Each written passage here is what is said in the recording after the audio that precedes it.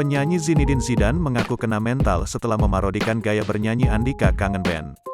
Pasalnya, setelah video yang dibuatnya bersama Triswaka viral, mereka langsung mendapatkan hujatan dari netizen.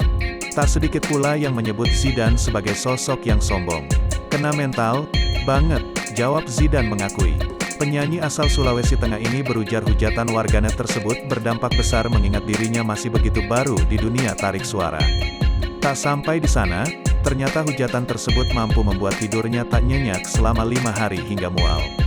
Merasakan efek yang cukup besar dari hujatan warganet, Zinedine Zidane sampai rela menghabiskan waktunya menghapus komentar negatif dan jarang membuka media sosial. Meski mentalnya sempat terguncang, penyanyi 23 tahun ini mengatakan dirinya memang pantas dihujat lantaran tindakannya memanglah salah.